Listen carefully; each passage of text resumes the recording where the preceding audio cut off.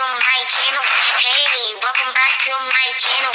Hey guys, welcome back to my channel.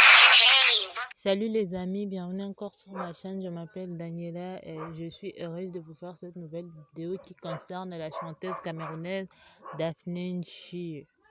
Alors je vais vous lire la publication qu'elle a faite sur son Instagram, sur sa page Instagram, mais c'était en anglais, mais je vais la lire en français.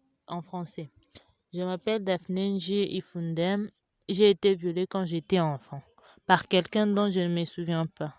J'ai vécu des séries de dépression, d'anxiété, de crises de panique et une détérioration de ma santé due au traumatisme que j'ai subi.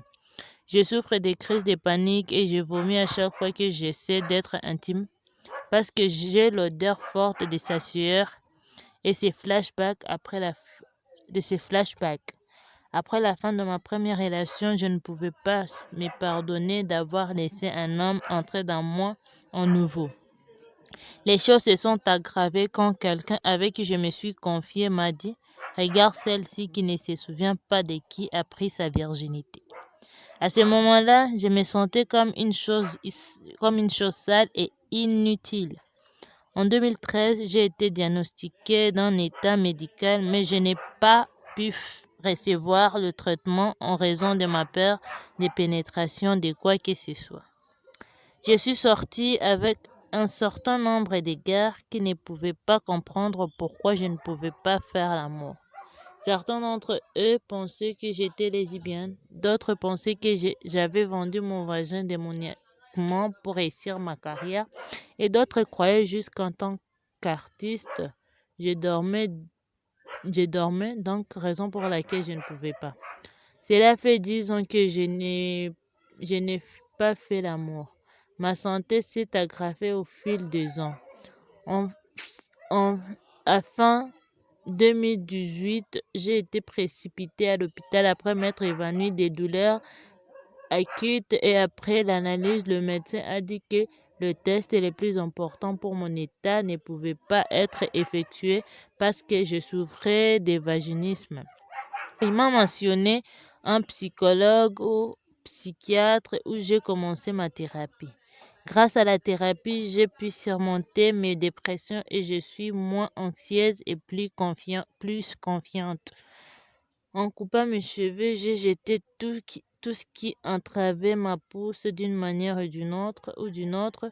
Je peux dire que je suis née de nouveau, prête à redevenir une femme assertive, intrépide et autonome.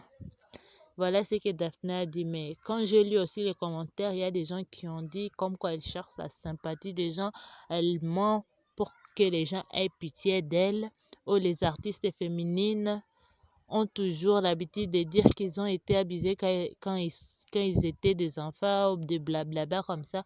Mais moi, selon moi, je ne pense pas que quelqu'un peut mentir sur ces histoires, si c'est cette histoire. Je ne pense pas que c'est un mensonge. Et aussi, grâce à ce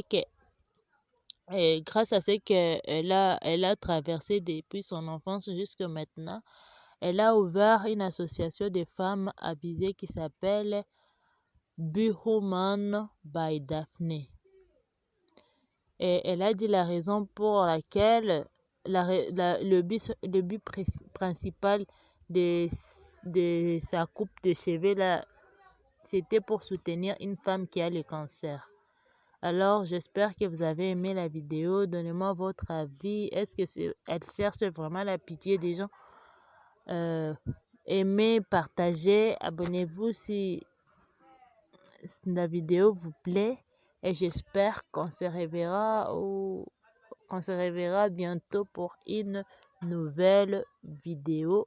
À bientôt. Ciao, je vous aime beaucoup.